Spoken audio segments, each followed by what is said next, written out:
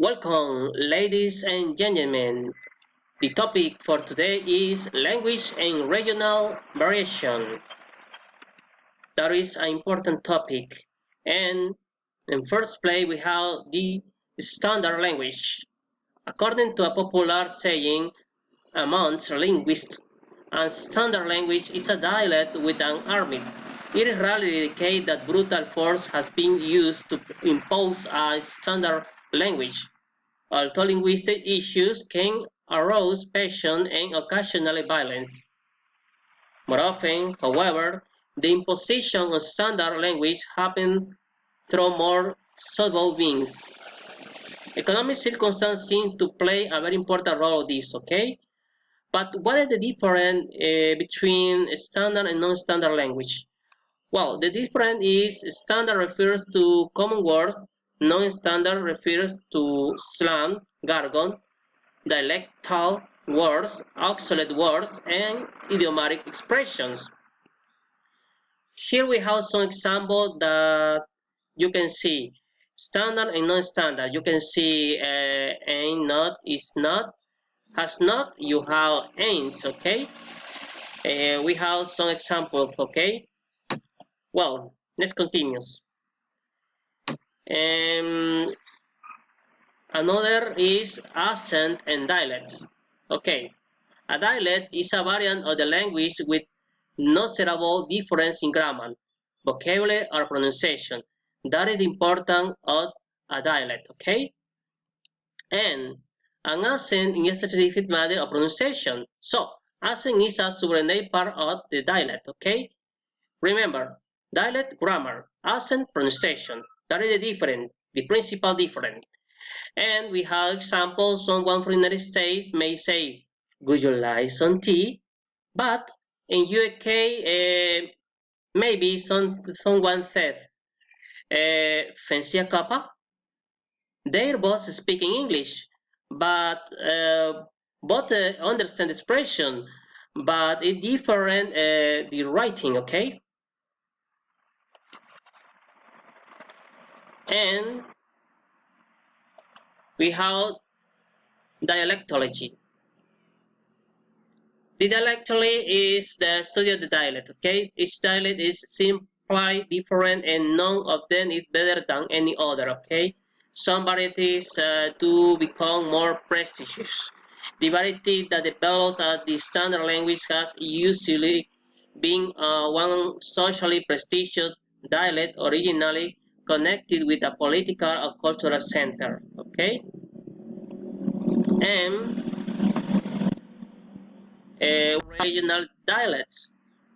The dictionary the different regional dialect is widely recognized and often the source of some humor for those living in different regions. Depending on the region, the dialect is different. Depending on the region, the expressions are different. In the United States, each state has their dialects.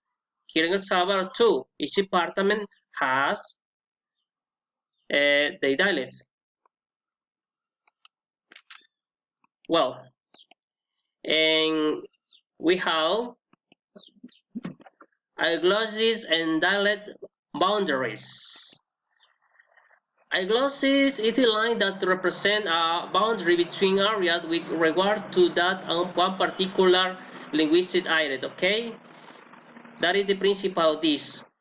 And for example, that the basic merit of the informants in one area say they carry things home from the store in a paper bag, while the merit in other areas say that use the paper sack, okay? It's different and sometimes it's very confused, but if you understand the language, you don't have any problem, okay? When the number of isolates come together in this way, a more solid line indicating the line boundary can be drawn. It's very important to remember that. And dialect continuum. Dialect continuum, one dialect or language variety merged into another. We can view regional variation as existing alone rather than as having sharp break from one region to the next. For example, a similar type of continuum can occur with the related language existing on either side of the political border. You travel from Holland into Germany, maybe the expression are different, but are the same country. Okay? And we have bilingualism and diglossia. Bilingualism in many countries, regional variation can both two or more language. Okay, in this case, Canada is an officially lingual country with both French and English as official language. Okay, when you speak two languages and this country are official, you have bilinguals. But you have diglossia, two distinctive varieties of language exist in some countries. In diglossia, there are a low variety acquired locally and used for everything first and kind of special variety learned in the school and used for important matters. For example, here in El Salvador, we speak Spanish, but we learn English as a foreign language and not as a second. For this reason, we use diglossia, I think.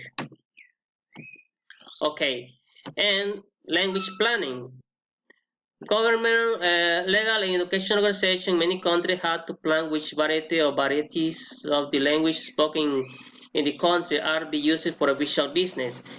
And this foreign language planning, the government think that if you speak more than one language is very good because you can use this in business or another kind of words. Okay, pitching, pitching and Creole. Uh, Pidgin is a variety of language, example English, that developed for some practical purpose sorry, such as trading among groups or people who had a lot of contact but who didn't know each other language. Okay, when you learn a language for a principal purpose like a business, you are making pitching. Okay, that is important. Okay, and you have the another idea that when a pigeon develops beyond its role as a trained or contact language and become the first language of the social community, it is described as a Creole. A Creole developed as the first language of the children in Pidgin speaker. Thus, unlike Pidgin, Creole have large numbers of native speakers and are not restricted at all in their use. Okay? Talk Pidgin is now a Creole. And sorry for the distraction, for the sounds. You can look for some information. You can visit this website.